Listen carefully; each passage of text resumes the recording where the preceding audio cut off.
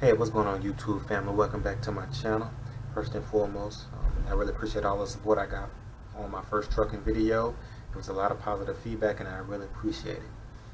So in my first video, I talked about the process and how to get your CDL permit and just that initial process in going into truck driving school, whether it's through your truck driving company or through an actual truck driving school on getting your CDL, right? So I want to elaborate today a little bit more on the actual process to complete the certification of getting your CDL, right? So again, I want to jump right into it. So the first step is to get your CDL permit.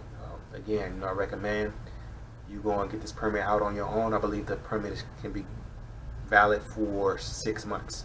So even if you don't go to truck driving school right away, you do have that buffer to get to attend school or training. And the good thing about having a permit as well is that as long as you're in a vehicle with a qualified CDL driver, you can actually drive the vehicle to get some of that experience as well. So again, I recommend getting a CDL permit before you actually attend truck driving school or prior to joining a truck driving company. And I believe it is a requirement to have your CDL permit before you can start working for a truck driving company as well. But that is the first step on getting your CDL permit. After you get into school, you're going to learn some book work through that DMV manual, right? But then after you go into that initial book work, is where you're going to get that hands-on experience, whether it's through a trainer or an instructor. So it's 3 phases that you have to complete and pass in order for you to get your CDL commercial driver license. The first process you must pass is a pre-trip, post-trip inspection. Again, that should be providing you with the proper tools necessary or study material whenever you're going through that pre-trip, post-trip inspection, and that's going to include a general breakdown of your entire vehicle, what are your main components, and being able to elaborate and explain the function of those components and making sure that no damage is present.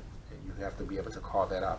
For example, when you're inspecting a tire, right, you want to make sure that is at the proper tread depth for at least 4 seconds on your front tires, and then 2 seconds on your rear tires, to include your trailers as well, right? You want to make sure that you don't have any damage on those tires. We say abrasions, bubbles, and cuts.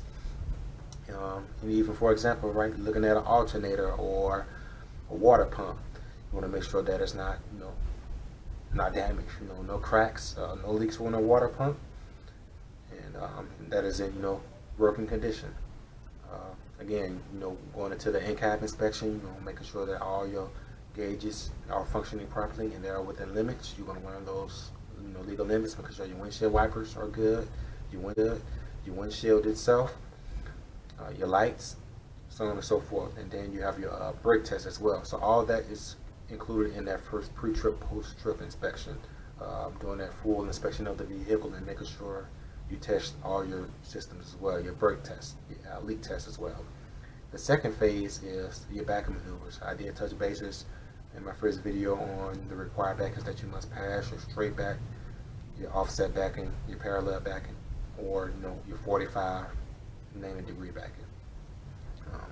Depending on the region, they may have it set up slightly differently, but you will be doing some of those forms of backing, and you have to be able to pass that as well. And then your final trip is your road test.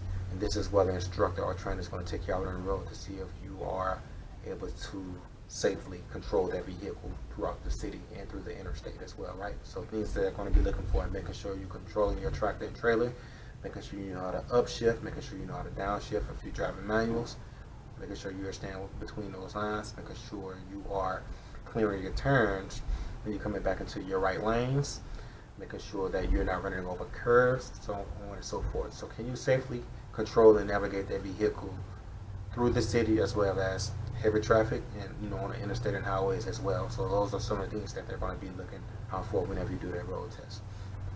Again, that pretty much sums up this video, the second half of getting your CDL. Again, if you have any more questions, make sure you hit me up, reach out to me, like, share this video, subscribe, and pass the word, man. I mean, I'm all about passing information. So if y'all want to hit me up, again, you can, those who have my number, hit me up, or shoot me an email at rtlc2020@gmail.com.